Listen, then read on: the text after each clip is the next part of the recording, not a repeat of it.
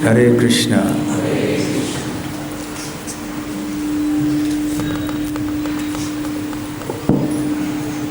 इतनी बड़ी संख्या में आज शाम को कथा के लिए उपस्थित देखकर बहुत प्रसन्न हो गए हैं। हमने सोचा कि हरे कृष्णा, आज इतनी कसरत करने के बाद शायद सभी लोगों के पैर हाथ सब दर्द के मारे आपको अपने कमरे में ही रखेंगे। आप में से कौन कौन भक्त नहीं जा पाए ऊपर ज्वाला नरसिंह में? नहीं जा पाए। ज्वाला नरसिंह तक कौन जा पाए, कौन नहीं जा पाए? हाथ ऊपर कीजिए। बस एक दो ही है, दो है, ठीक है, बाकी सब जा पाए। अच्छा ये बताइए, आप में से जो ज्वाला नरसिंह गए 60 साल की उम्र के ऊपर कौन है? आप बताइए जाने वालों में से। तो आप खड़े हो जाइए कृपया। 60 साल के ऊपर 60। आपका एज 60 है?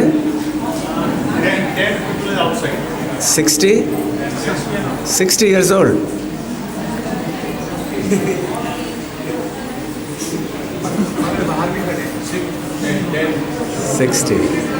सिक्सटी प्लस और बाहर भी खड़े हैं। अरे वाह, 66। अच्छी बात है। तो अभी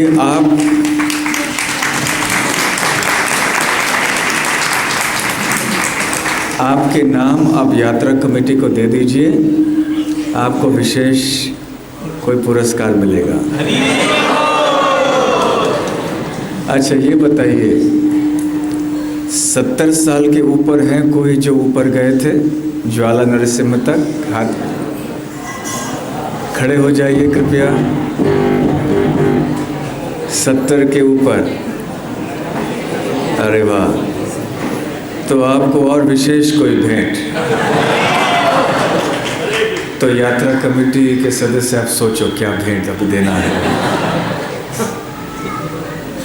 60 के ऊपर और 70 के ऊपर। आप सबको आनंद आया? बहुत शूरवीर हैं आप सब, इतने उत्साह से आप गए निडर होकर।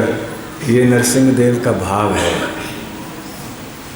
अपने भक्तों को निडर बना देते हैं, साहसी बना देते हैं।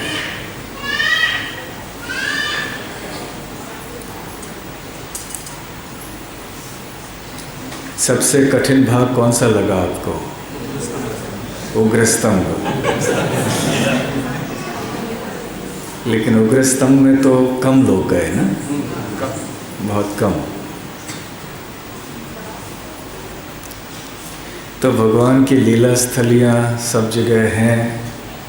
भगवान आज भी विराजमान हैं इन लीला स्थलियों में, और हमें उनके सानिध्य का लाभ मिल सकता है जब हम ऐसे धाम की यात्रा में आते हैं।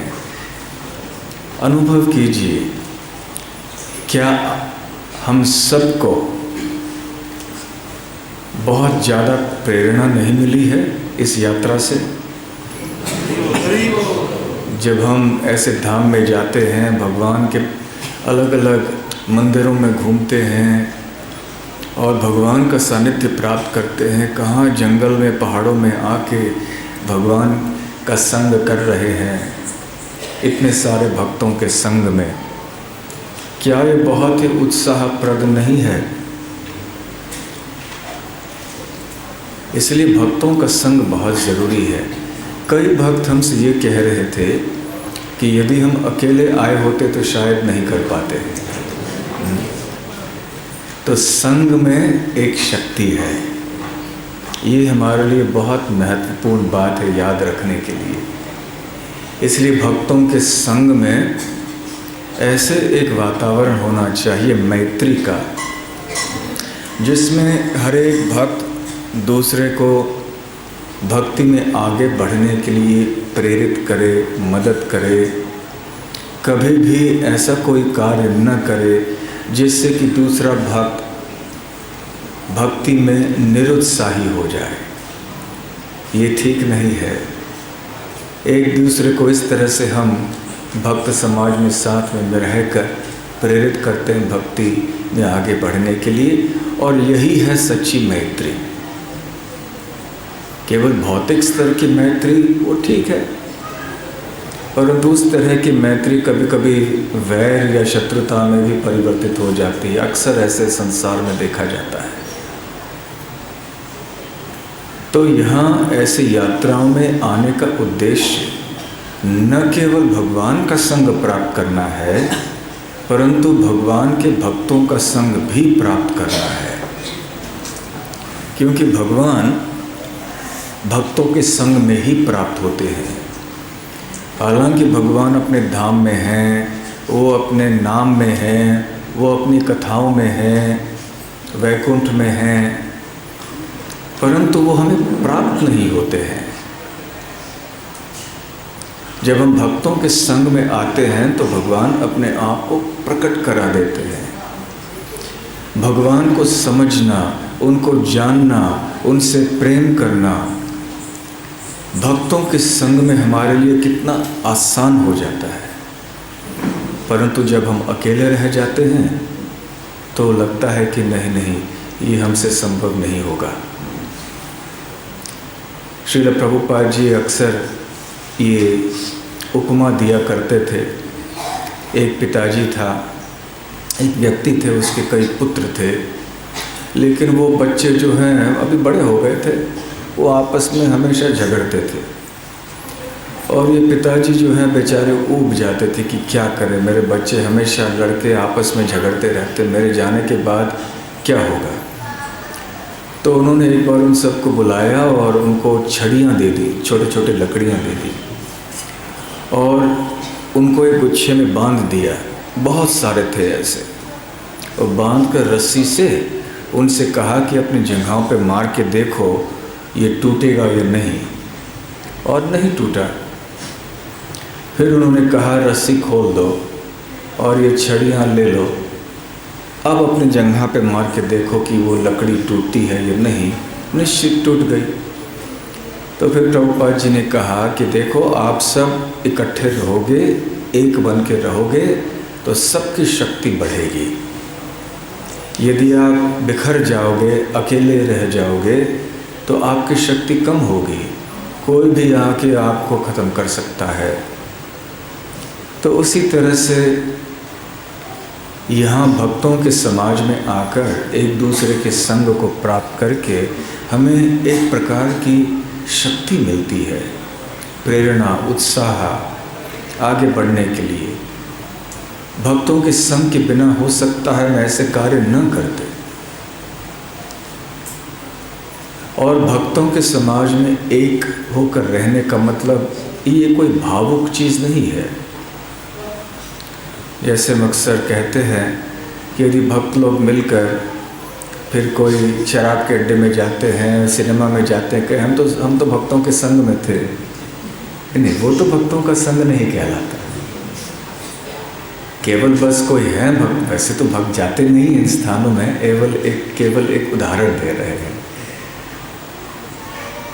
भक्तों के संग में रहकर हम ऐसे कोई कार्य करें जो भक्ति के लिए हमारे लिए प्रेरणादायक नहीं है, या भक्ति से जो कोई कार्य संबंधित नहीं है, तो फिर वो सत्संग नहीं कहलाता है। तो ऐसे यात्राओं का उद्देश्य ये भी है कि हम जब आए यहाँ पर, हम भक्तों के संग के मूल्य को समझ लें कि इसके बिना हम नहीं रह सकते हैं। अकेले में भक्ति करना, और विशेष रूप से इस कलयुग में ये असंभव है। इसलिए हमें चाहिए कि हम बहुत प्रयास करें, अपनी बुद्धि लगाएं, हृदय से प्रयत्न करें कि भक्तों के बीच में सदैव एक मैत्री और प्रेम की भावना बनी रहे, और भगवान श्री कृष्ण को हम सदैव केंद्र बिंदु बनाए रखें। भगवान कृष्ण को केंद्र बिंदु नहीं बनाया हमने तो फिर हम सबके अपने अपने विचार रहेंगे, अपने अपना स्वभाव जो है फिर वो कार्य करता रहेगा। परंतु कृष्ण को केंद्र बिंदु बनाने से अपने अलग अलग स्वभाव होने पर भी एकता रहती है, एक प्रेम रहता है, एक सहयोग की भावना रहती है। तो हमें से हर एक भक्त को ये चीज़ याद रखनी चाहिए कि हमारा उद्देश्य है कि हम स्वयं भक्ति में आगे बढ़ें, कृष्ण प्रेम को प्राप्त करें और अन्य भक्तों को भी मदद करें इस रास्ते में आगे बढ़ने के लिए। और साथ साथ में सारी दुनिया पड़ी है कृष्ण विहीन, सारी दुनिया में हमें कृष्ण भावनामृत को बांटना है। तो आपस में हमारी शक्ति यदि क्षीण हो जाए, बहस आदि में नहीं होती है। उदाहरण दे रहे हैं, आप जैसा भक्त समाज कहाँ मिलता है, एक उदाहरण दे रहे हैं। तो यदि हमारी शक्ति आपस में ही अंदर में क्षीण हो जाएगी तो फिर आगे चल के कैसे हम प्रचार करेंगे, कैसे अन्यों को भक्ति में लाएंगे। तो ये सारे भक्त समाज को इकट्ठा लाने के लिए भक्तों का संग कितना महत्वपूर्ण है, इस बात का साक्षात्कार दिलाने के लिए ऐसी यात्राएं होती हैं। अन्यथा हम केवल आते हैं, दर्शन लेते हैं भगवान का, 2 मिनट के लिए लेते हैं, उससे ज़्यादा नहीं। अब बालाजी के सामने गए, कितने समय खड़े रहे बालाजी के सामने? 1 मिनट से जब 10 सेकंड भी वो धकलते रहे पीछे से, चलो चलो चलो। और उस एक क्षण के दर्शन के लिए कितना समय हमें रुकना पड़ा, कितनी तैयारी करनी पड़ी। देखिए, आप सब अलग अलग जगह से आए हैं, बेलगाम से तो आए हैं, लेकिन कई भक्त अमेरिका से आए हैं, कई उत्तर भारत से, कई नेपाल से, कई यहाँ वहाँ से आए हैं भक्त। और आके एक क्षण मिला दर्शन, वो 5 सेकंड हुए होंगे ज़्यादा से ज़्यादा। बस क्या हम केवल 5 सेकंड के दर्शन के लिए आए हैं? हाँ, ये तो सही बात है कि वो 5 क्षणों का जो दर्शन है वो भी करोड़ों करोड़ों रुपयों से बहुत ज़्यादा मूल्यवान है। उन 5 सेकंडों में जो हमने पाया है वो भी बहुत ज़्यादा है, बहुत विशेष है। फिर भी ऐसे दर्शन तो बहुत सारे लोग करते हैं, आते हैं, बेचारे वो भी श्रद्धालु होते हैं। परंतु उनमें से ज़्यादा भाग्यशाली वो होते हैं जो धाम में भक्तों के संग में आते हैं।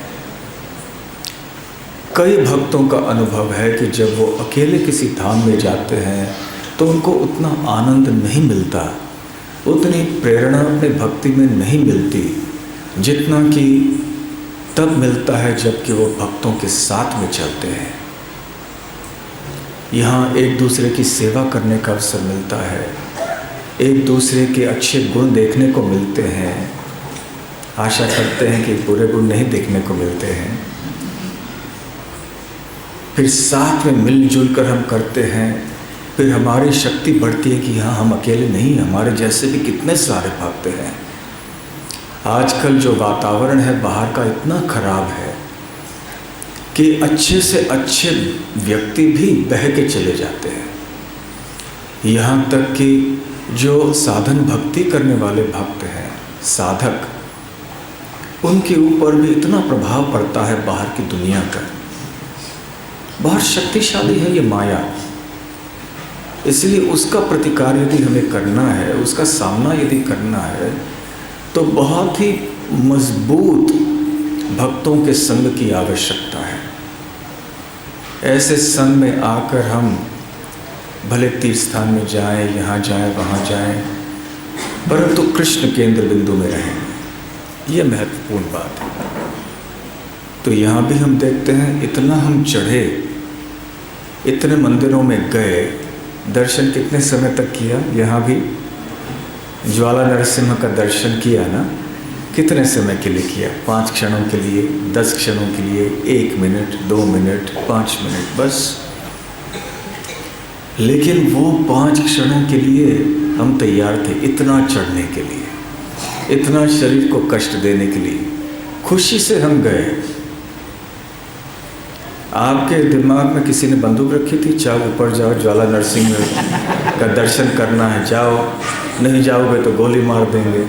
किसी ने नहीं किया ना। सब स्वेच्छा से आए हैं ना, बल्कि स्वेच्छा से की बात दूर है, अपने पैसे खर्च करके आए हैं। तो अपनी इच्छा से आपने इतना कष्ट उठाया है केवल एक चंद क्षणों के दर्शन के लिए, क्योंकि आप इसका मूल्य समझते हैं। और साथ साथ में ऐसे माहौल में, दिव्य माहौल में आना, अपने अपने संसारी समस्याओं को, परिस्थितियों को भूल जाना।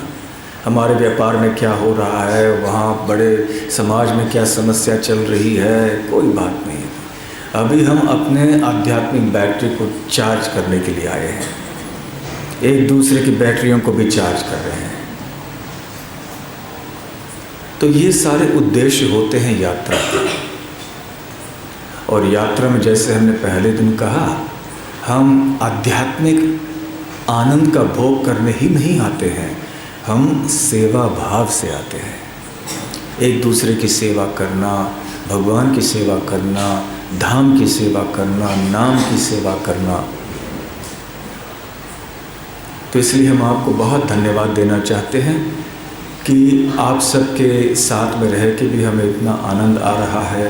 आपका भाव देखकर, आपका उत्साह देखकर, आपकी भक्ति और एक उत्सुकता,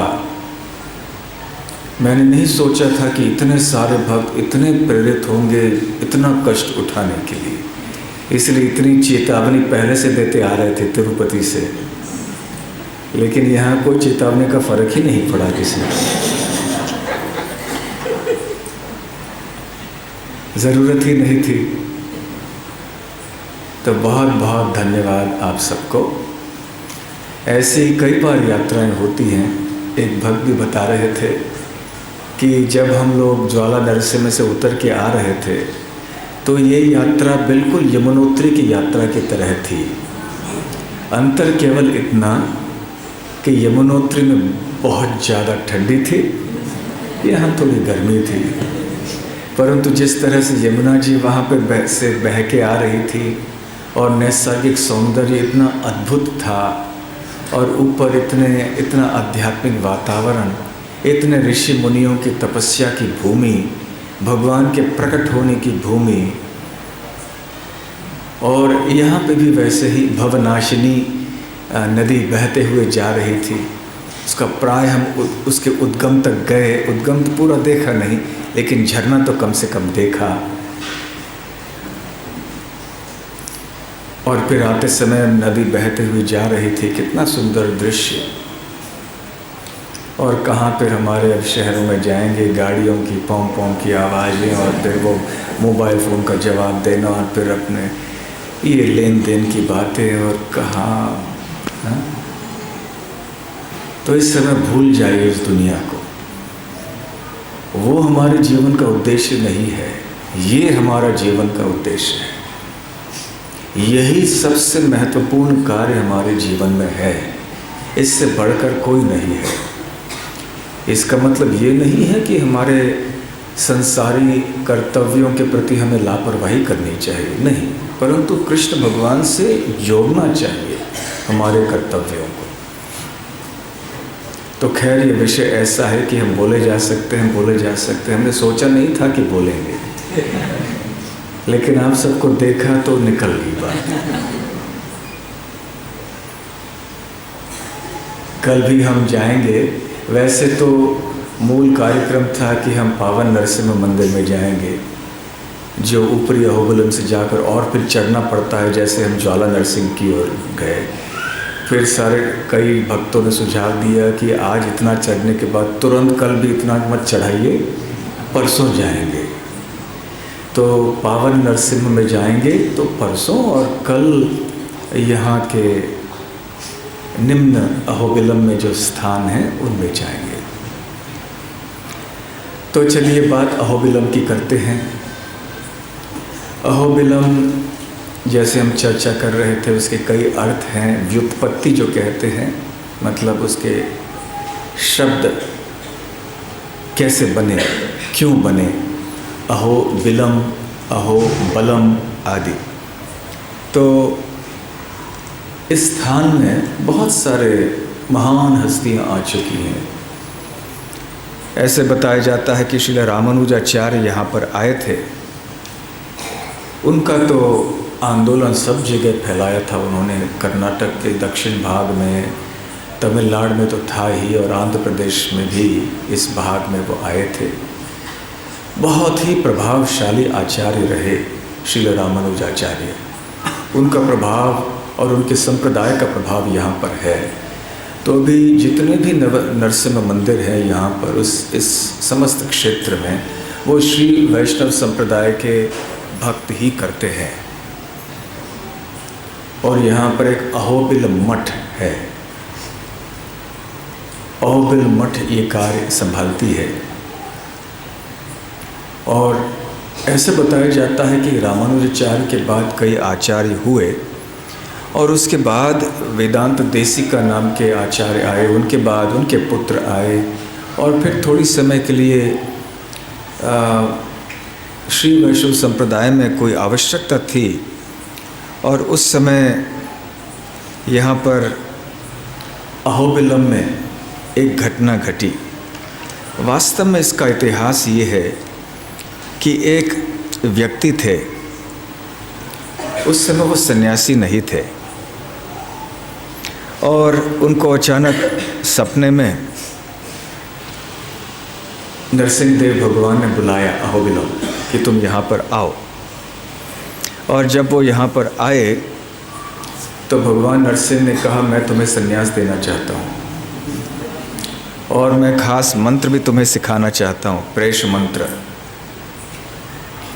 तो यहाँ संन्यास लेके अब यहाँ अहोबिलम क्षेत्र में मेरी सेवा की स्थापना करो और मेरे संदेश का प्रचार प्रसार करो।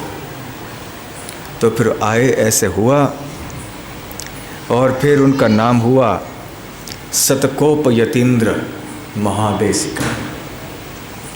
और यहाँ जो अहोबिल मठ है उसके वो संस्थापक आचार्य रहे। 60 सालों तक वो उस गद्दी पर बैठे। बहुत ही एक शुद्ध वैष्णव हुआ करते थे। और ऐसे बताया जाता है कि उनको विशेष आदेश मिला कि उत्सव, भगवान नरसिम्हा, लक्ष्मी नरसिम्हा के उत्सव मूर्तियों के साथ में वो यहाँ वहाँ घूमे प्रचार करने के लिए। गांव गांव में जाके वो भगवान नरसिंह देव के यश का गान करें, उनकी स्तुति करें, और ऐसे लोगों को भगवान के भक्ति के पथ में लाएं। तो जब ऐसे आदेश उनको मिला तो उन्होंने कहा ठीक है, लेकिन कौन से उत्सव मूर्ति ले, क्योंकि यहाँ तो इतने सारे विग्रह हैं, तो कौन से विग्रह की उत्सव मूर्ति में ले जाऊँ, ये उनको समझ में नहीं आया। तो दुविधा में थे, क्या किया जाए। फिर ऐसे कहा जाता है कि जब वो ध्यान में गए, भगवान से प्रार्थना करने गए कि कुछ रास्ता आप दिखाइए, और उस समय जो मालोला नरसिम्हा मूर्ति है, उत्सव मूर्ति, वो उनके पास चली आई, और उनको पता चला कि ये भगवान की आदेश है कि ये मेरे साथ जाएंगे। तो इसलिए उनका संबंध मालोला नरसिम्हा मंदिर से है, जहाँ हम आज गए थे। पुजारी भी इसी बात की पुष्टि कर रहे थे।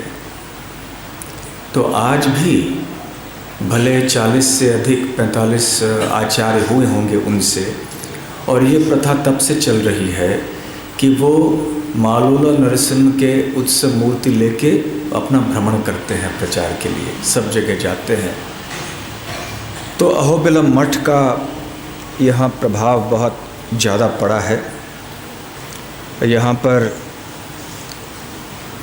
उन्होंने, सटकोपनाचार्य ने बहुत सारे आश्रमों की स्थापना की इस भाग में भी और अलग अलग जगह में।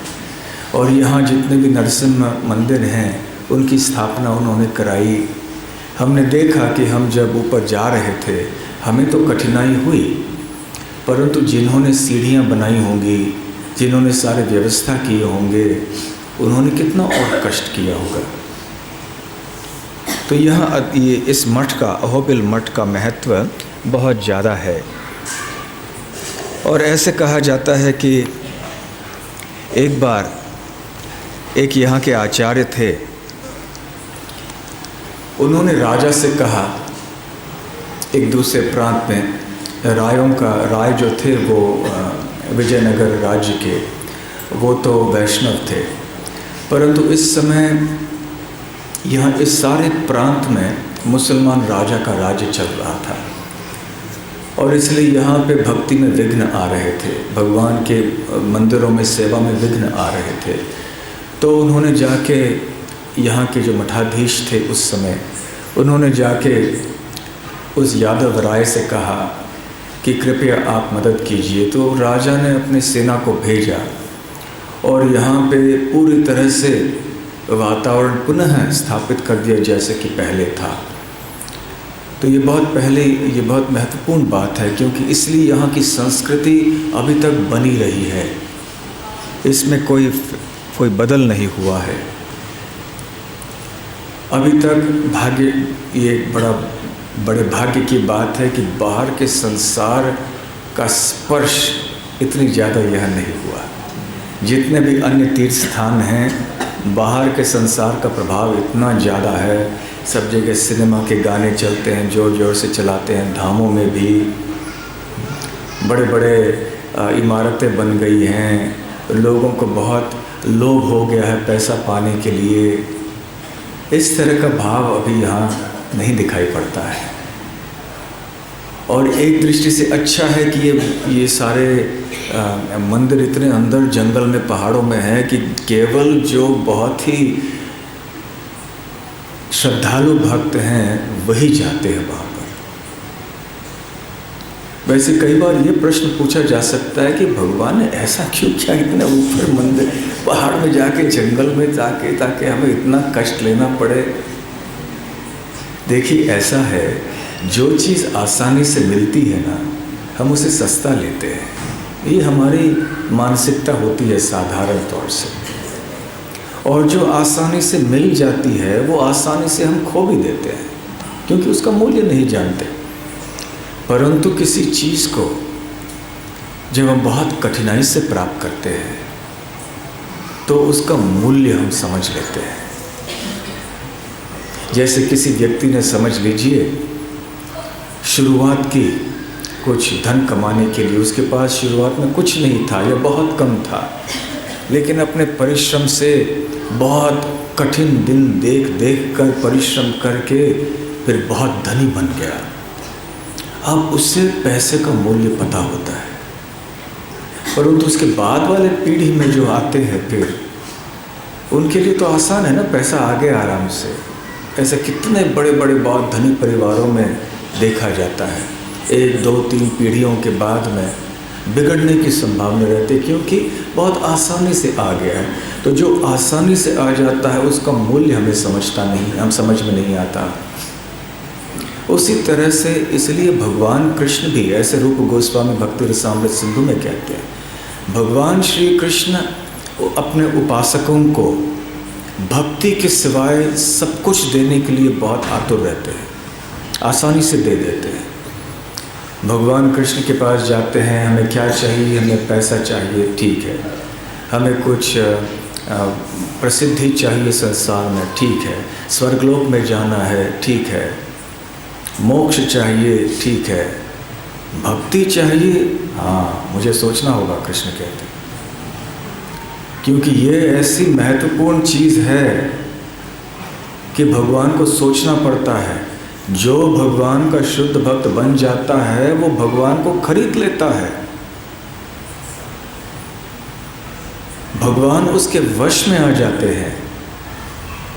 तो जब कोई व्यक्ति किसी अपने आप को दूसरे के वश में करता है तो सोचेगा ना, 2 बार 3 बार 10 बार सोचेगा, ये कैसा व्यक्ति है, मेरे विश्वास का पात्र है कि नहीं है, मैं इसके हवाले हो जाऊंगा, कल इसने कुछ मेरे साथ दुर्व्यवहार किया तो कैसे होगा।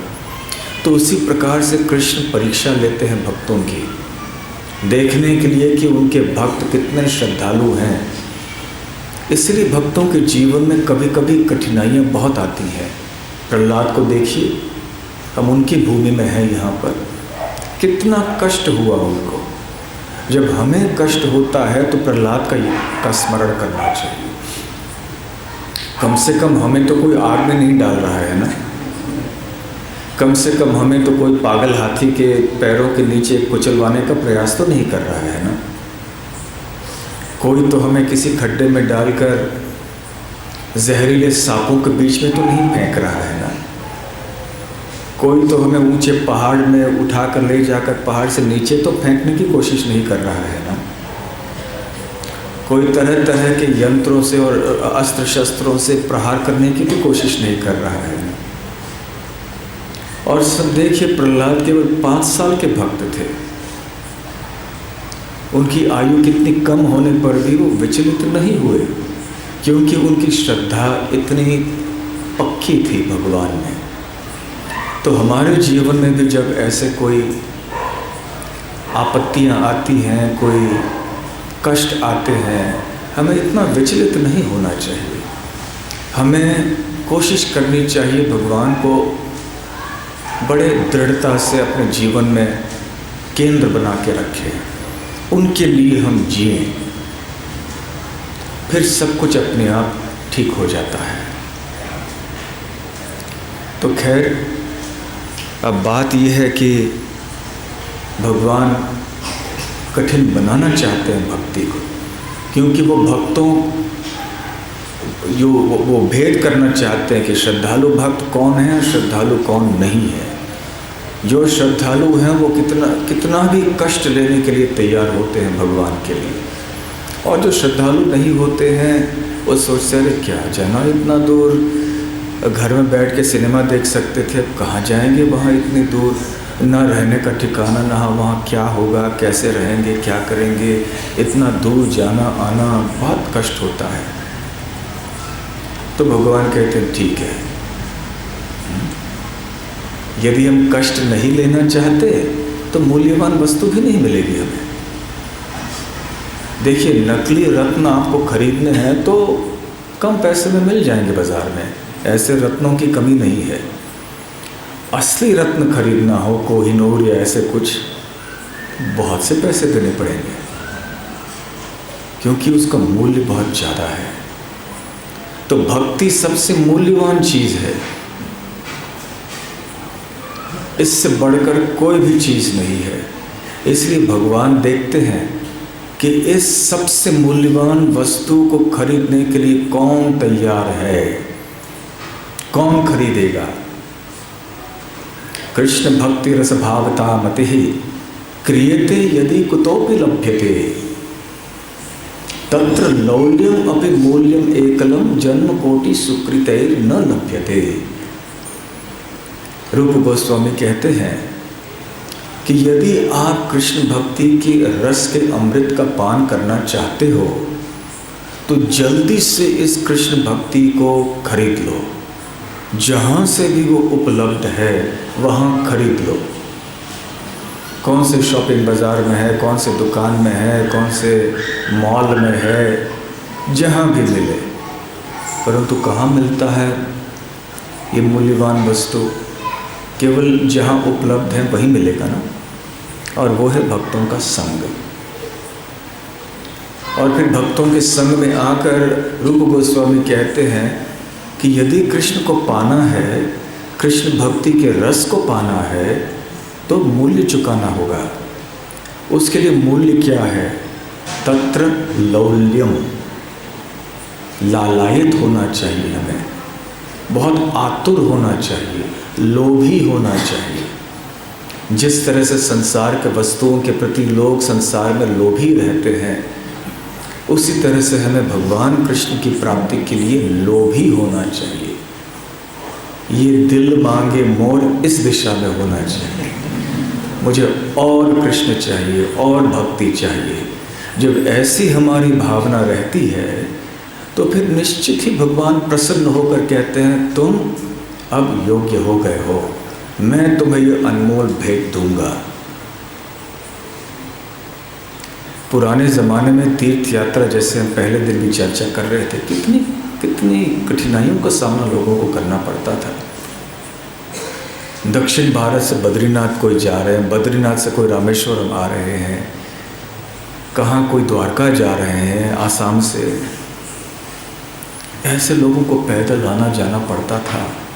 और कोई व्यक्ति घर से निकलता था दर्शन के लिए तो लोग जानते थे कि यह भी शायद नहीं आएंगे वापस। खास करके यदि उम्र थोड़ी बहुत ज़्यादा हो गई होगी तो सभी लोग समझते थे, बात होती नहीं थी इस बारे में, लेकिन सभी लोगों को पता था कि ये घर वापस नहीं आएंगे, क्योंकि ऐसे पैदल चलते चलते चलते फिर वापस कितने साल लग जाएंगे न जाने क्या। परंतु ऐसी मृत्यु बहुत प्रशंसनीय मानी जाती थी। ऐसे व्यक्ति का जीवन धन्य हो जाता था जो जा तीर्थ यात्रा भगवान के धाम में जाए, वहीं अपना प्राण त्यागे। और ऐसा ही दशरथ प्रभु के साथ हुआ ना, आए यहाँ पे प्राण त्याग दिया। तो भगवान भी यहाँ आते हैं, ऐसे स्थानों में निवास करते हैं ताकि केवल श्रद्धालु भक्त उनके पास में आए। बहुत ज़्यादा सुविधाएं होने पर भी भक्ति में मिलावट आ जाती है, शिथिलता आ जाती है। जो व्यक्ति योगी नहीं है, गंभीर नहीं है इस रास्ते में, वो लोग भी चले आते हैं पर्यटक की तरह। परंतु भगवान के धाम पर्यटकों के लिए नहीं है, वो भक्तों के लिए है, श्रद्धालु लोगों के लिए है। जब सुविधाएं बहुत ज़्यादा बढ़ जाती हैं तो तुरंत प्रदूषण बढ़ जाता है, हर तरह का प्रदूषण। इसलिए हमें समझना चाहिए कि जैसे भगवान ने बना रखा है अभी इसी को ऐसे ही रहना चाहिए। बहुत ज़्यादा सुविधा भी नहीं होनी चाहिए, ताकि वास्तव में जो लोग योग्य हैं वही आएंगे, वही ऊपर चढ़ेंगे 5 सेकंड के दर्शन के लिए, इतना कष्ट उठाएंगे। हजारों किलोमीटर दूर आएंगे 5 सेकंड के दर्शन के लिए। ऐसे लोग चाहिए, फिर भगवान प्रसन्न होते हैं।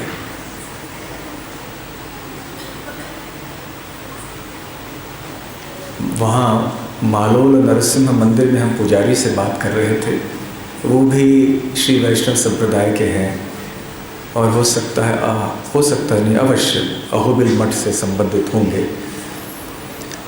तो वो बता रहे थे कि मालोल नरसिंह के बारे में। वैसे नरसिंह भगवान ने शिव जी को मृत्यु के ऊपर विजय प्राप्त करने के लिए आशीर्वाद दिया, उनकी रक्षा की। इसलिए शिव जी का जो मंत्र है, जब लोग मृत्यु से बचना चाहते हैं मृत्युंजय जप वगैरह करते हैं ना, लेकिन वो शिव जी को शक्ति आई नरसिंह देव भगवान से, ऐसी शक्ति।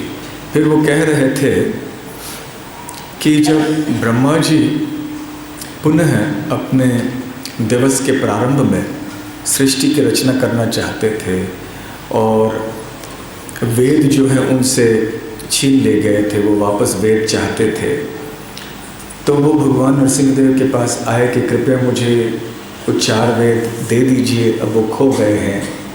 ब्रह्मा जी के हर दिन में एक बार ऐसे होता है, जब ब्रह्मा जी रात को सो जाते हैं तो बीच में कोई आके असुर को छीन लेता है। तो फिर वो ब्रह्मा जी के यहाँ आए नरसिंह देव भगवान के पास में। तो नरसिंह देव ने कहा कि ठीक है, चलो। बहुत ज़्यादा जब ब्रह्मा जी ने प्रार्थना की तो उन्होंने कहा ठीक है मैं दे देता हूँ, लेकिन 3 ही वेद दूंगा, 4 नहीं, चारों नहीं दूंगा। तो एक वेद अथर्ववेद उन्होंने अपने पास रख लिया। तो क्यों रखा?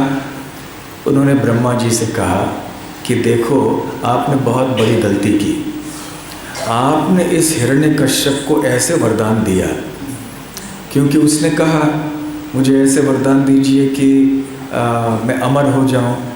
ब्रह्मा ने कहा यह तो संभव नहीं है, क्योंकि मैं भी अमर नहीं हूं। तो ठीक है, अब हिरण्यकश्यप ने सोचा कि मैं बहुत बुद्धिमान हूं, मैं इस तरह से मैं वरदान मांगूंगा कि ऐसे ही अर्थ हो जाएगा कि मैं अमर हो जाऊंगा। तो उन्होंने पूछा कि मेरी मृत्यु दिन में न हो, रात में न हो, आसमान में न हो, ज़मीन में न हो, जल में न हो। आप सब जानते हैं कथा। और ब्रह्मा जी तथास्तु तथास्तु तथास्तु कहते गए। और भगवान ने फिर ब्रह्मा जी से कहा, भाई ऐसे वरदान देते समय कभी सोचा नहीं कि ये जाके करेगा क्या आगे? इस वरदान के से शक्ति प्राप्त करके कितना उत्पाद पैदा करेगा, उपद्रव मचाएगा सारे ब्रह्मांड भर में। और हुआ ये ना, सारे ब्रह्मांड के नाक में दम बन गया ये हिरण्यकश्यप। और आपने कभी कुछ इसको चेतावनी तक नहीं दी, कोई उपदेश भी नहीं दिया कि देखो ये अच्छा नहीं है, या ऐसे नहीं करना, वैसे नहीं करना, जो भी है। इसलिए आपकी ये बड़ी गलती है। तो हाँ, ये तो सही है कि ब्रह्मा जी भी भगवान के भक्त हैं, उनके पुत्र हैं, उनके शिष्य हैं। तो भगवान अपने भक्तों का मान रखते हैं, क्योंकि हिरण्यकश्यप को ऐसे वरदान ब्रह्मा जी से मिला था। तो प्रेमावश, प्रेम के वश में भगवान बाध्य हो गए थे उस वरदान को बनाए रखने के लिए। नहीं तो भगवान को कौन रोक सकता है? ब्रह्मा जी कोई वरदान दे दें, शिव जी कोई वरदान दे दें, क्या रक्षा के वरदान भी दे दें, तो क्या भगवान आके उसको तोड़ नहीं सकते? सर्वशक्तिमान है भगवान। ब्रह्मा और शिव जी तो उनके भक्त हैं, उनके प्रतिनिधि हैं, कर सकते हैं भगवान। परंतु वो अपने भक्तों का मान रखते हैं, क्योंकि वो भक्तों को इतना महत्व देते हैं। और साथ साथ वो जानते हैं कि मैंने यदि मेरे भक्तों का मान नहीं रखा तो संसार में लोग भी मेरे भक्तों का मान नहीं रखेंगे।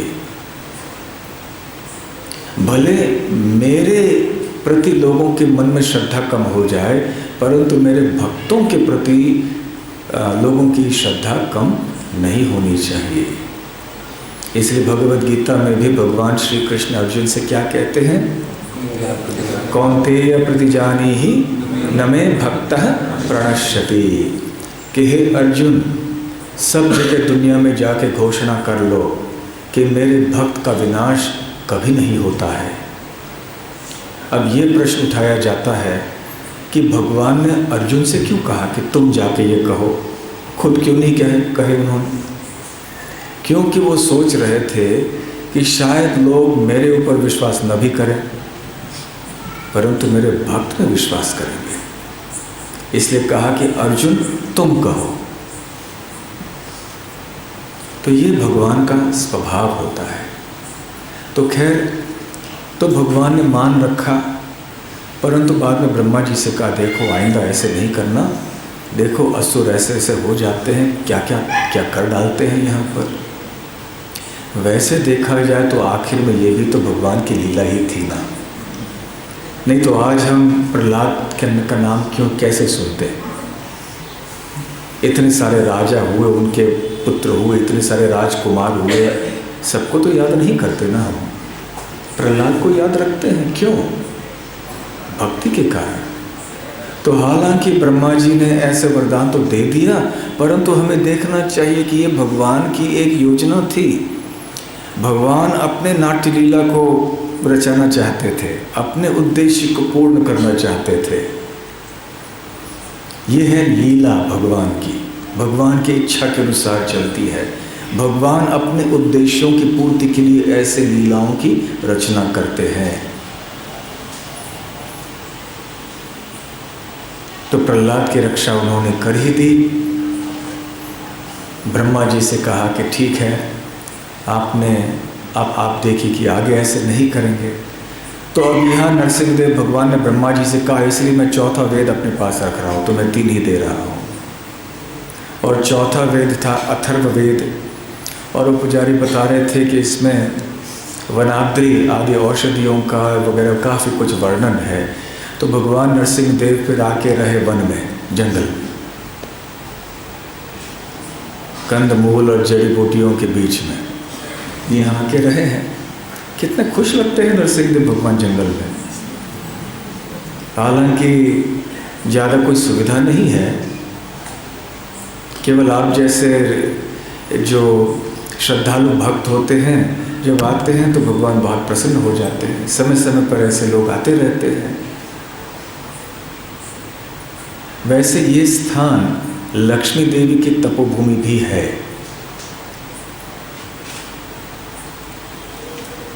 लक्ष्मी देवी ने तपस्या की यहाँ पर, और ब्रह्मा जी को जब चौथा वेद नहीं मिला तो वो गए लक्ष्मी देवी के पास, हे माते, वो आपके पति से जरा आप कृपया कुछ दो शब्द बोलिए। क्योंकि जो माताएं होती हैं उनका स्वभाव थोड़ा नरम होता है, ज़्यादा कृपालु होते हैं, हृदय थोड़ा नरम रहता है। पुरुषों का स्वभाव थोड़ा कठोर रहता है। तो वो सीधे अब जब असफल हो गए भगवान के पास जाके, अब लक्ष्मी जी के पास गए कि लक्ष्मी देवी कृपया कुछ हमारे लिए रास्ता निकालिए। तो लक्ष्मी देवी का दिल पिघल गया, कहने लगा, हाँ ब्रह्मा जी तुम मेरे पुत्र हो, मैं ज़रूर कुछ करूँगी, मेरे पति से बात करूँगी। तो नरसिंह देव भगवान के सामने सही समय पर लक्ष्मी देवी ने बात की कि कृपया मेरा बेटा है, ज़रा इसको भी याद रखिए। तो नरसिंह देव भगवान समझ गए, चौथा वेद भी दे दिया, चलो रखो। तो इसलिए हमारे लिए श्रीमती राधा रानी बहुत महत्वपूर्ण है। भगवान कृष्ण यदि कुछ नहीं देना तो राधा रानी के पास जाओ। हाँ, कोई भौतिक चीज़ तो नहीं मांगनी है, लेकिन भगवान की शक्ति, यही है भक्ति। इसलिए भगवान अपने शक्ति के पास, शक्ति के साथ सदैव विराजमान रहते हैं। और इसलिए कहा जाता है कि भगवान नरसिंह देव इस स्थान को छोड़कर नहीं जा रहे हैं, क्योंकि लक्ष्मी देवी उनके साथ में है। फिर उन्होंने तय कर लिया कि हम यहीं पर रहेंगे। और जब ब्रह्मा जी ने माँ कह के लक्ष्मी देवी को पुकारा, तो माँ का मतलब है माता, और लोला मतलब जो बहुत प्रिय हैं, जो लक्ष्मी देवी के बहुत प्रिय, मालोल नरसिंह, ऐसे नाम पड़ गया। लक्ष्मी देवी और भगवान नरसिंह देव, दो मूर्तियां हैं, आपने देखी होंगी। तो एक स्वयंभू मूर्ति मानी जाती है और दूसरी मूर्ति प्रतिष्ठित है। और एक उत्सव मूर्ति, जैसे हमने पहले बताया, ये अहोबिल मठ के जो जीयर होते, जीयर कहते हैं यहाँ इस प्रांत में, इस तेलुगु भाषा में जीयर कहते हैं, जो मठाधीश होते हैं, जो आचार्य होते हैं यहाँ के, तो वो सब जगह उत्सव मूर्ति को लेकर जाते हैं। वैसे लक्ष्मी नरसिंह का मंदिर यहाँ नीचे भी है, निम्न अहोबिलम में। शायद कल हम वहाँ दर्शन करने जाएंगे, कल या परसों जैसे सूचना होगी वैसे हम जाएंगे। साथ साथ में अभी हम थोड़े श्लोकों का उच्चारण करेंगे, लेकिन शायद अन्य जितने भी मंदिर हैं जिनमें हम गए, संक्षेप में उनका भी कुछ इतिहास हम जान लें। सबसे ऊपर जब हम वहाँ गए थे, पहले दर्शन किए हमने ज्वाला नरसिंह स्वामी मंदिर, और अचलाक्षय मेरु ऐसे ये पर्वत का नाम है, और लगभग 4 किलोमीटर की दूरी पर है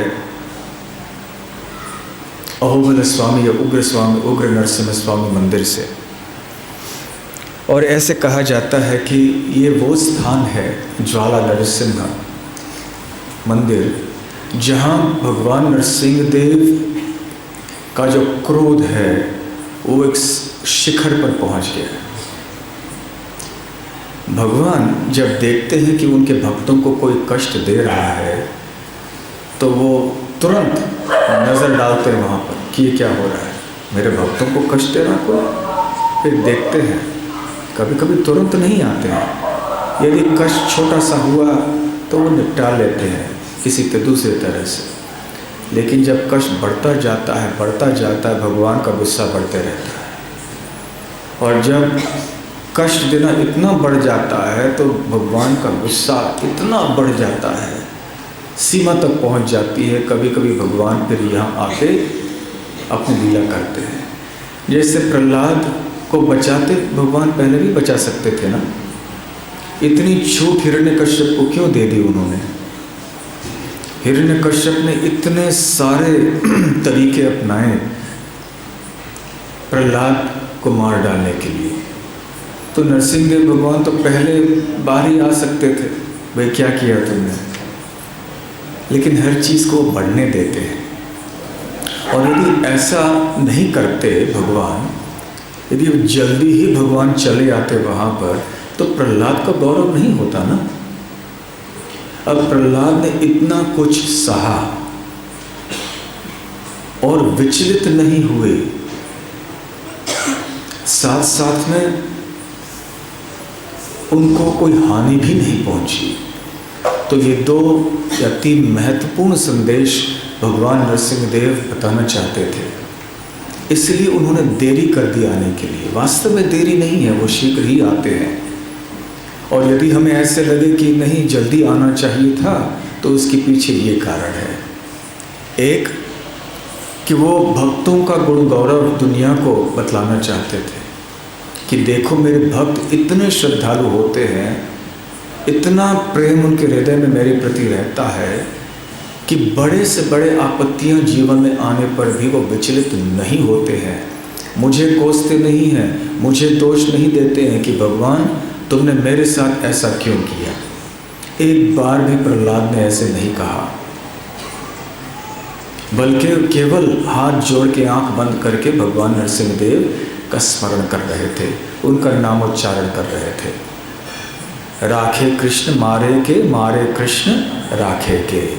उनको श्रद्धा थी, यदि मेरे शरीर का नाश होना है तो होने दो, ये शरीर भी भगवान की संपत्ति है, तो भगवान ने दिया है और भगवान लेना चाहते हैं तो वो ले लें। और यदि भगवान मेरी रक्षा करना चाहते हैं तो कौन मुझे मेरे शरीर का एक बाल भी कोई बका नहीं सकता। तो इस तरह प्रहलाद का व्यवहार कैसे था जब हिरण्यकश्यप इतना अन्याय और अत्याचार कर रहा था प्रहलाद के प्रति। ये हम सब के लिए बहुत प्रेरणा स्रोत है, बहुत अनुसरणीय है। तो हमारे जीवन में जब छोटी छोटी कठिनाइयाँ आएंगी, हमें बहुत ज़्यादा विचलित नहीं होना चाहिए।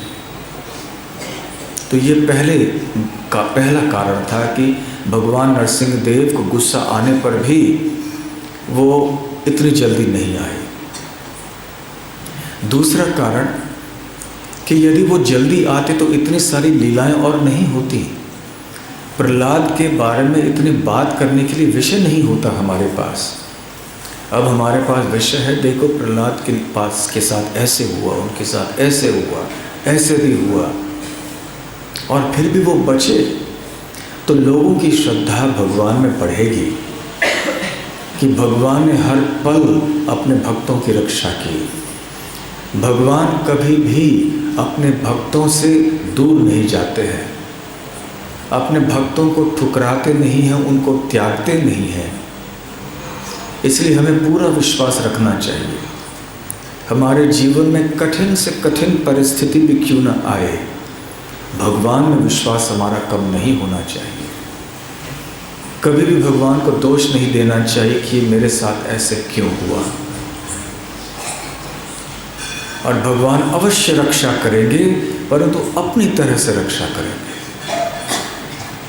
कभी कभी शारीरिक रक्षा करेंगे, कभी कभी शरीर की रक्षा नहीं करेंगे, परंतु किसी दूसरी तरह से वो रक्षा कर रहे हैं। तो सारे दुनिया को बताने के लिए कि मैं मेरे भक्तों की रक्षा हर परिस्थिति में करता हूँ, मैं मेरे भक्तों के साथ में हर पल में हूँ, कभी उनका साथ नहीं छोड़ता। ये दूसरा कारण है उनका आने के लिए।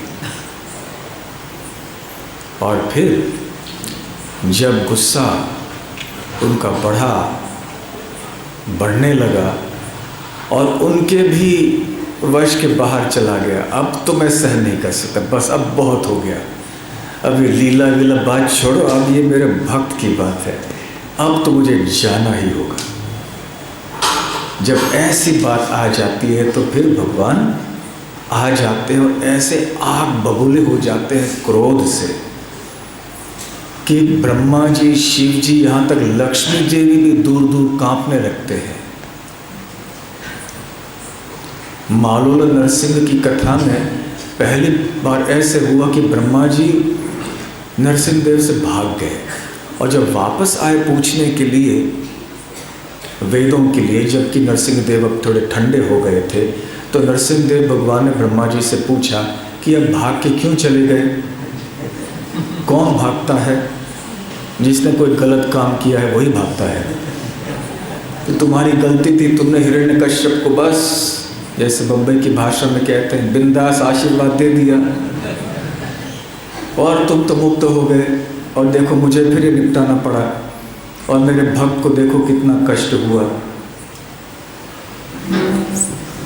तो खैर, इस जब भगवान का क्रोध आता है ना, तो ऐसा क्रोध आता है कि इसकी कल्पना भी हम नहीं कर सकते। भगवान रसिक शेखर हैं, समस्त प्रकार के रसों का आस्वादन करते हैं। 5 प्रमुख रस और 7 गौण रस, जैसे हास्य इत्यादि, ये सब गौण रस है। और ये क्रोधित होना, ये भी एक रस है, क्रोध का रस। और वैसे तो भगवान प्रेम के स्वरूप हैं, ये उनका मूल स्वरूप है। और भगवान वृंदावन में भी अपने लीलाओं में कभी कभी क्रोध करते हैं। गोपियाँ भी क्रोध करती हैं कृष्ण के ऊपर, माता यशोदा भी क्रोध करती हैं कृष्ण के ऊपर। तो वृंदावन में समस्या ये है कि कृष्ण दूसरों पर क्रोध नहीं करते, दूसरे कृष्ण के ऊपर क्रोध करते हैं और धमकी भी देते हैं, और कृष्ण को निगल लेना पड़ता है। ठीक है भाई, मेरे भक्त है, और बड़े प्रेम से निकलते हैं। ये है प्रेम का संबंध। तो जब भगवान अपने किसी भावना को व्यक्त करना चाहते हैं ना, उनके चरित्र, उनके दिव्य चरित्र या व्यक्तित्व में समस्त प्रकार के भावनाएं सम्मिलित हैं, क्योंकि वो हमारे अंदर भी हैं। हम भी कभी कभी हंसते हैं, हास्यपद बातें कभी कहते हैं, चुटकुले सुनाते हैं दूसरों को, कभी कभी हम गुस्से हो जाते हैं, कभी हम उदास हो जाते हैं, कभी बहुत खुश हो जाते हैं। तो इस कितने सारे भावनाएं हमारे अंदर हैं, परिस्थिति के हिसाब से वो उभरने लगती हैं। तो क्यों है ये भावनाएं हमारे अंदर? क्योंकि वो भगवान में हैं, और हमारे अंदर तो केवल लेश मात्र वो प्रकट हो जाते हैं। हम गुस्सा भी करेंगे, कितना करेंगे, कर करके बस वो हमें हार्ट अटैक आके हम ही मर जाएंगे, है ना। इसलिए हमें ज़्यादा गुस्सा नहीं करना चाहिए। किसी का लाभ नहीं होता, सामने वाले का तो होता ही नहीं है, और हमारा भी नुकसान हो जाता है। तो गुस्सा करने से क्या लाभ? कोई भगवान नरसिंह देव से ज़्यादा प्रभावित होकर कहे कि मैं भी अभी गुस्से का स्वरूप दिखाऊंगा, नहीं चलता ऐसे। भगवान जो करें वो अपने स्थान में हैं, वो कुछ भी कर सकते हैं, और वो दिव्य है उनका कार्य। हम भगवान की नकल नहीं कर सकते। तो भगवान में ये भावनाएं हैं। जब भगवान अपने माधुर्य लीलाओं को प्रकट करना चाहते हैं, अति मधुर संबंध भक्तों के साथ में, जिसमें कोई रुकावट नहीं है, कोई ऐसे औपचारिकता नहीं है, ऐसी भी भावना भक्तों के हृदय में नहीं है कि ये भगवान हैं, ये केवल हमारे मित्र हैं, हमारे प्रेमी हैं, हमारे बच्चे हैं, तो फिर वो वृंदावन में कृष्ण बनते हैं। ये उनका मूल स्वरूप है। कभी कभी अपने व्यक्तित्व या चरित्र का एक कोई दूसरा स्वरूप दिखाना चाहते हैं कि कैसे वो मर्यादा का पालन करते हैं, कितने वो धर्मपरायण हैं, तभी वो राम बनते हैं। कृष्ण तो कभी कभी यहाँ वहाँ इधर उधर कर लेते थे ना कुछ, राम नहीं करते थे। तो ऐसे प्रत्येक भगवान के रूप में कोई न कोई उद्देश्य है, कोई कारण है और कोई विशेष भाव को भगवान प्रकट करना चाहते हैं। कभी आपने सोचा है कि भगवान के इतने रूप क्यों होते हैं? कई बार जो दूसरे लोग हैं वो भी कहते हैं आपके कितने सारे भगवान हैं आपके धर्म में। फिर जब हमारे भक्त लोग उनको समझाते हैं कि नहीं, देवी देवता और भगवान में अंतर होता है। ये सूर्य, चंद्र, वायु, इंद्र, दुर्गा, गणेश, ये सब देवता हैं और कृष्ण भगवान हैं।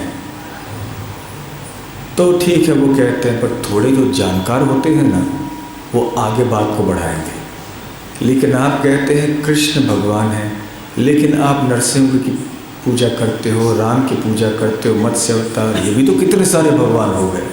और आप ही तो कहते हो कि अनगिनत आपके रूप हैं भगवान के, तो ये इतने सारे भगवान क्यों आपके? तो एक भक्त आए थे, वो उनको पता नहीं था कि कैसे उत्तर देना है इसके लिए। तो आपसे भी हो सकता है कोई भक्त है, कोई व्यक्ति ऐसे पूछे कि आपके इतने सारे भगवान क्यों हैं, तो आप क्या जवाब दोगे? अलग अलग भाव में अलग अलग रूप। हाँ, एक बात ये है, एक कारण ये है कि वो अपने भक्तों के अलग अलग भावों को स्वीकार करना चाहते हैं। क्योंकि हम में से हर एक व्यक्ति विशेष व्यक्ति है। मतलब कि हमारी मानसिकता, हमारी इच्छाएं, हमारा स्वभाव अलग है। कोई भी दो व्यक्ति दुनिया में बिल्कुल एक जैसे नहीं पाए जाते। तो उसी तरह आध्यात्मिक क्षेत्र में भी हमारे कोई भावनाएं होती हैं। हम भगवान को इस तरह से पूजना चाहते हैं, हमारी भगवान के प्रति भावना इस तरह की है। तो भगवान तो जैसे कि उपनिषदों में कहा गया है, अनादि काल से जीवों की इच्छा को पूर्ण करते आए हैं। जब वो भौतिक इच्छाएं पूर्ण करते हैं तो आध्यात्मिक इच्छाएं क्यों नहीं पूर्ण करेंगे? तो जिसकी जैसी भावना भगवान की उपासना के लिए, वो वैसे रूप में प्रकट हो जाते हैं। जिनका ज्ञान अधूरा होता है, भगवत तत्व का निर्णय स्पष्ट उनके मन में नहीं होता है, तो फिर उनके लिए वो देवता के रूप में प्रकट हो जाते हैं। हालांकि देवतागण जो हैं पूर्ण रूपेण भगवान नहीं हैं, भगवान के अंश हैं वो, परंतु थोड़े लोग इस तरह से उपासना करना चाहते हैं तो भगवान वो व्यवस्था दे देते हैं। कई लोग कृष्ण को नहीं मानते, सोचते नहीं भाई कृष्ण हमारे लिए बहुत हलचल करने वाले व्यक्ति हैं, सीधे नहीं है, हमें राम चाहिए, सीधे बिल्कुल मर्यादा के रास्ते में चलने वाले। कोई ऐसे जिनकी भावना हमें नटखट भगवान चाहिए, हमारे लिए कृष्ण अच्छे हैं। ठीक है, जैसे जैसे उपासकों की भावना वैसे वैसे भगवान कहते हैं तथास्तु, वैसे मैं रूप धारण करूँगा। और ऐसे कितनी भावनाएं हैं? अनगिनत। तो भगवान के रूप भी अनगिनत।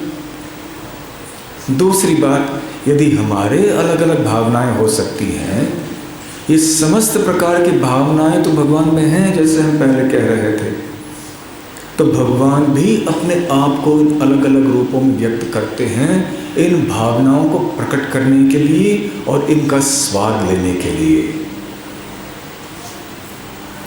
तो जब उनको क्रोध प्रकट करना होता है तब नरसिंहदेव भगवान का रूप लेते हैं। ऐसा नहीं कि दूसरे अवतारों में वो क्रोध प्रकट नहीं करते।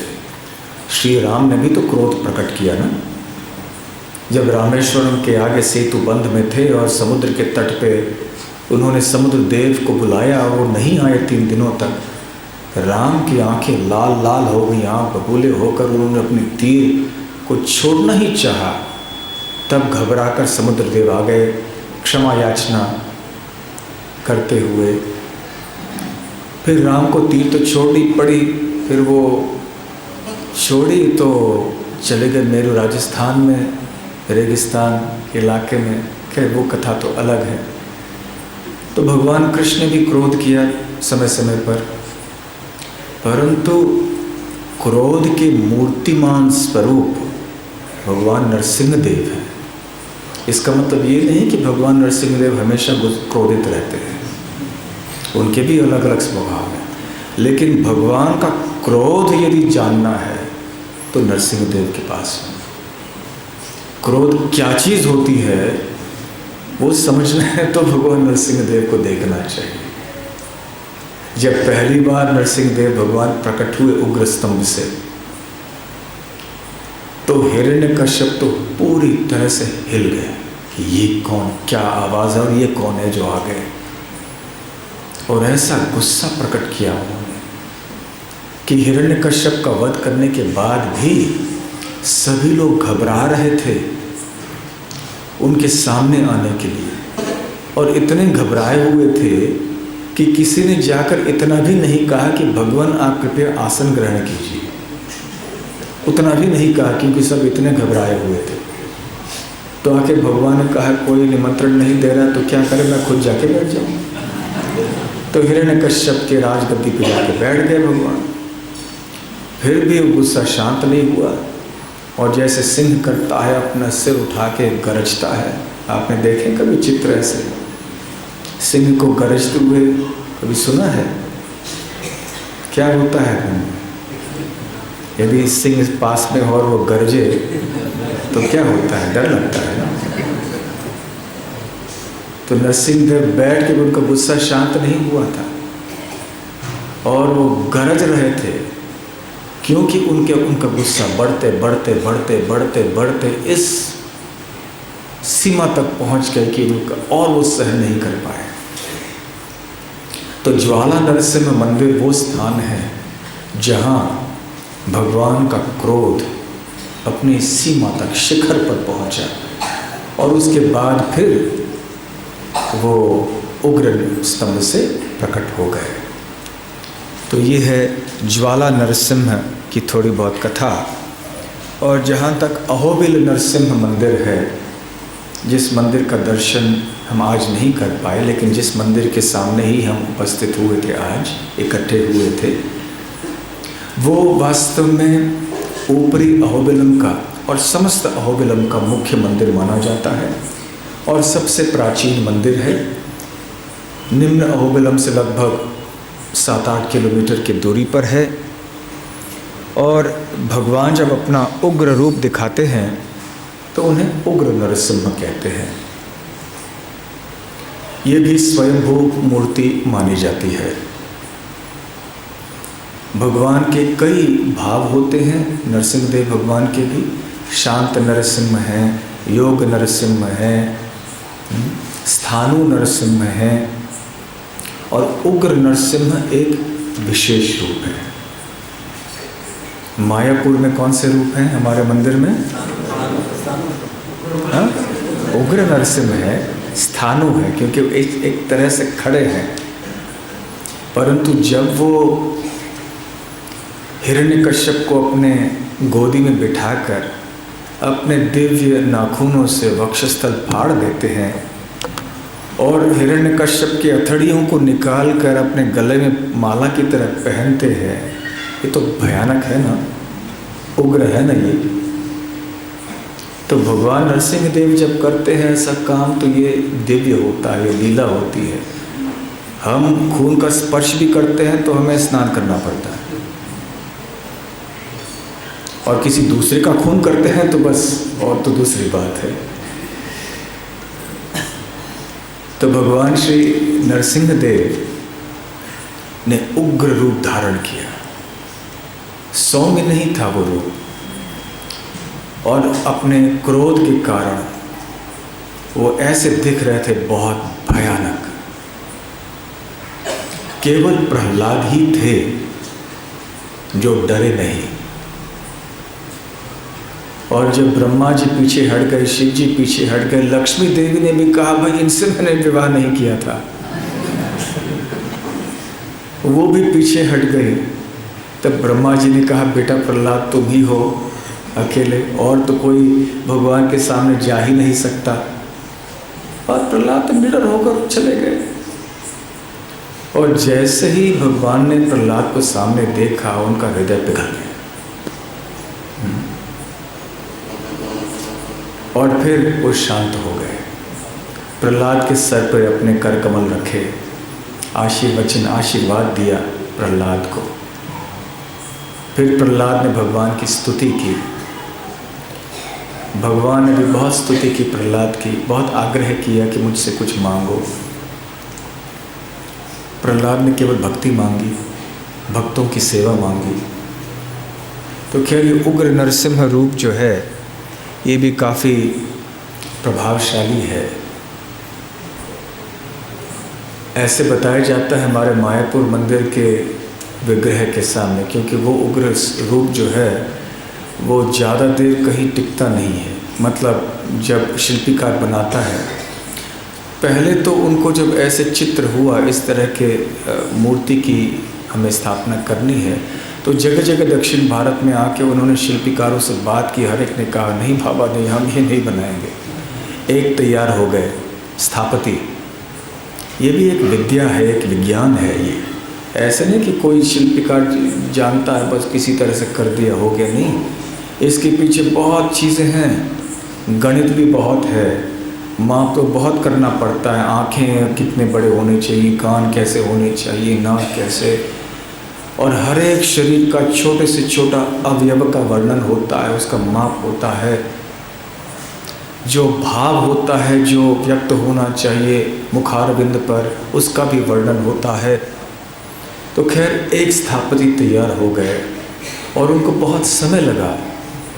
और जब भक्त लोग थोड़े बेचैन हो रहे थे, धीरज खो बैठे, वापस जाके कहने लगे आप इतनी देर क्यों लगा रहे हो, क्या चल रहा है, आपने शुरू किया क्या कार्य? अरे उन्होंने कहा शुरू क्या, पत्थर भी नहीं मिला अभी तक। अरे इतने महीने बीत गए, पत्थर भी आप लाए नहीं। तो उन्होंने कहा मैं क्या कोई साधारण प्रतिमा बना रहा हूँ क्या, ये तो भगवान नरसिंह देव की मूर्ति बना रहा हूँ, वो भी इस रूप में। तो विशेष पत्थर होना चाहिए ये, जिसके लक्षण शास्त्रों में वर्णित हैं, जो जीवित पत्थर है। पत्थर भी जीवित होते हैं या चेतन होते हैं या तो फिर अचेतन होते हैं। पत्थरों में भी कभी कभी आत्मा होती है, हर एक पत्थर में नहीं। तो ऐसा कोई पत्थर होना चाहिए इस रंग का जो जीवित हो। और उसे कैसा पता चलेगा कि एक प्रकार का कीड़ा है, वो पत्थर के एक कोने से लेकर भीतर से अपने रास्ता निकाल के दूसरे कोने तक आए, और इसकी परीक्षा करनी पड़ती है। तो ऐसे पत्थर आसानी से मिलता नहीं है। तो खैर उन्हें फिर पत्थर मिल गया और उन्होंने बनवाना शुरू कर दिया। और कई महीने बीत गए, भक्त लोग आते जाते रहे। फिर एक बार उनका फ़ोन आया, भाई जल्दी ले जाओ, जल्दी जल्दी आओ, तुरंत आ जाओ ले जाने के लिए। तो भक्तों ने कहा क्या बात है? उन्होंने कहा मेरा सारा जो गोदाम है जल के राख हो गया, ये यहाँ रहना नहीं चाहते, वहाँ आना चाहते हैं आपके पास। उग्र रूप है ये, तो यहाँ रख के मैं क्या करूँ, अभी समय हो गया है। उन्होंने संदेश दे दिया कि अब मैं यहाँ नहीं रहना चाहता। उनकी भाषा ऐसी है। तो भक्त लोग जल्दी से आए और सारी व्यवस्था कर दी ले जाने के लिए। फिर वहाँ स्थापना कर दी। और मायापुर में स्थापना क्यों हुई ऐसे? क्योंकि शुरुआत के सालों में डकैतों के आक्रमण बहुत हुआ करते थे, बंदूक लेकर वो आया करते थे। उस समय वो वैसे नहीं था जैसे आज है मायापुर। आज मायापुर मंदिर इतना बड़ा है, विशाल है, भक्तों की संख्या इतनी ज़्यादा है। उस समय ऐसे नहीं था। और एक बार जब वो आए थे राधा माधव अष्टसखी वृंद के गहनों को चोरी करने के लिए, तो भक्तों ने बहुत कोशिश की, बड़े शूरवीरता से रक्षा करने का प्रयास किया। उन लोगों के पास, डकैतों के पास बंदूक थे न जाने कितने, गोली भी उन्होंने चलाई। पर हमारे जो संस्था के सन्यासी हैं भक्ति राघव, परम पूज्य भक्ति राघव महाराज, उनका पैर उसमें उड़ गया। तो आज उनके पास एक पैर नहीं है उस घटना से। उस दिन के बाद भक्तों ने सोचा कि हमें अब नरसिंह देव की मूर्ति यहाँ चाहिए हमारी रक्षा के लिए। जब श्रील प्रभुपाद जी भी सब जगह प्रचार कर रहे थे, तो उन्होंने देखा कि जगह जगह विरोध बहुत हो रहा है। कभी सरकार विरोध करती है किसी देश में, कभी पुलिस करती है, कभी जनता करती है, कभी पत्रकार लोग विरोध करते हैं, कभी कभी मंदिरों में भी ऐसी कोई समस्या हो जाती है, बहुत विकट समस्या। तो प्रभुपाद जी ने पहली बार फिर हमारे मंदिरों में नरसिंह देव की स्तुति की प्रार्थना रोज एक दैनिक कार्यक्रम के रूप में स्थापित कर दिया। उसके पहले नहीं था ये अंतर्राष्ट्रीय श्री कृष्ण भावनामृत संघ में। फिर ये नमस्ते नरसिम्हाय ये प्रार्थना शुरू हो गई, क्योंकि भगवान नरसिंह देव अपने भक्तों से बहुत प्रेम करते हैं और अपने भक्तों की रक्षा करने में बहुत प्रसिद्ध है। वो भक्त प्रहलाद की जो रक्षा उन्होंने की, तो जब हमारे जीवन में भी कठिनाइयाँ आती हैं तो हमें भगवान नरसिंह देव का आश्रय लेने में कोई हानि नहीं है, बल्कि भगवान नरसिंह देव रक्षा के मूर्तिमान स्वरूप भी हैं। तो नरसिंह कवच आदि जो है इसके बारे में हम कल चर्चा करेंगे, क्योंकि अब 8 बज चुके हैं। और भी जो अन्य मंदिर हैं उनके बारे में भी संक्षेप में हम कल बात करेंगे। तो बहुत बहुत धन्यवाद। श्री नरसिंह देव भगवान की जय। श्री अहोबिलम क्षेत्र की जय। गौर प्रेमानंदे।